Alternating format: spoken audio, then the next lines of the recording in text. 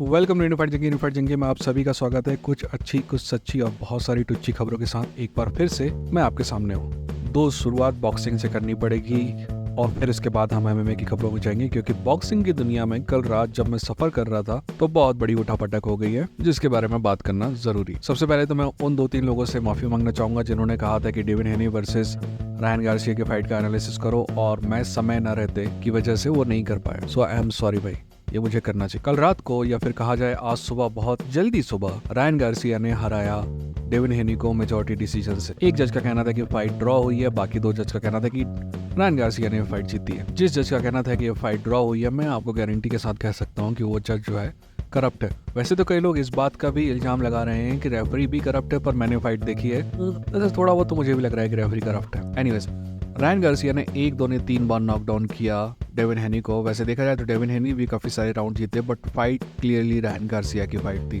Ryan Garcia को देखा जाए तो हम कहेंगे कि वो एक तरह से 3 पाउंड ओवरवेट आया था, इसलिए वो प्रोफेशनल नहीं था। बट दोस्त, क्या तो फाइट थी, या फिर कहेंगे कि क्या तो फाइट नहीं थी, क्योंकि पावर डिफरेंशियल साफ साफ नजर आ रहा था। और इस फाइट के बारे में आप ये नहीं कह सकते कि रायन गार्सिया लकी था। टू बी ऑनेस्ट, इस फाइट में एक्चुअली बॉक्सिंग में भी डिफीट किया रायन गार्सिया ने डेविन हेनी को। डेविन हेनी के बारे में अगर आप मेरा चैनल देख रहे हैं तो मैं आपको कम से कम 3 साल से कहते आ रहा हूँ कि डेविन हेनी ओवररेटेड है, डेविन हेनी ओवररेटेड है। बाय द वे, लोमाचेंको वाली फाइट भी डेविन हेनी हारा था, और कैम्बोसिस को हराने से आप तोप की नाल नहीं हो जाते। पर डेविन हेनी की एक बात जो मुझे हमेशा हमेशा हमेशा से पसंद थी, और जो मैंने आपको कई बार बताई भी है, वो ये है कि डेविन हेनी की एक क्वालिटी है कि he can overcome the adversity.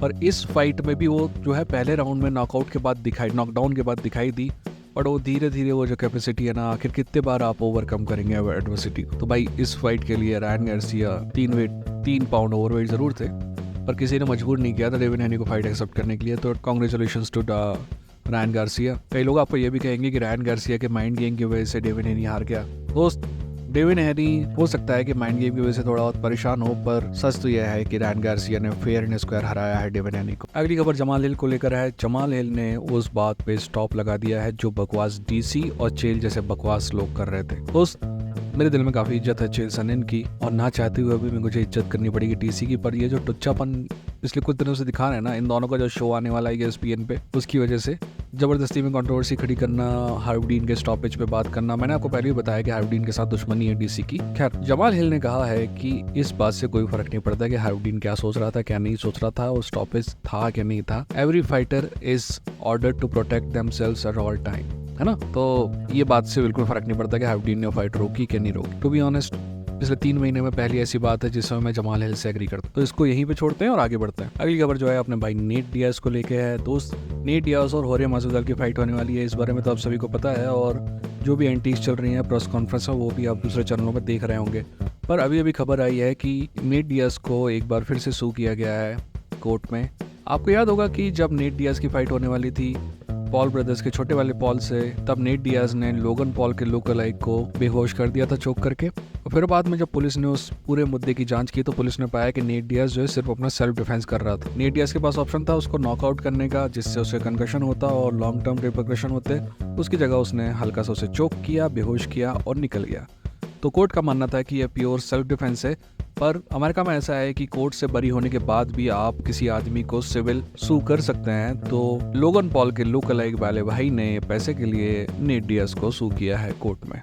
तो इसमें क्या होगा मैं आगे आपको बताऊंगा। आखिरी खबर जमाल हिल से जुड़ी हुई है। जमाल हिल ने हाल ही में सभी को बताया कि उसने खलील राउंट्री वाली जो फाइट है वो एक्सेप्ट कर ली है, और ये फाइट जो है 303 में होने वाली है। और जब ये फाइट का अनाउंसमेंट कर रहा था जमाल हिल, तो उसने ये भी कह दिया कि अगली बार जब एलेक्स से उसकी फाइट होगी तो वो नॉकआउट करेगा एलेक्स को। दोस्त, इस बात में मैं पूरा विश्वास करता हूँ कि अगली फाइट में जमाल हिल नॉकआउट करेगा एलेक्स बरेरा को। जिस समय एलेक्स बरेरा को नॉकआउट करेगा ना जमाल हिल, उसी दिन 11 रुपए में ताजमहल में तुम लोगों को बेचूंगा।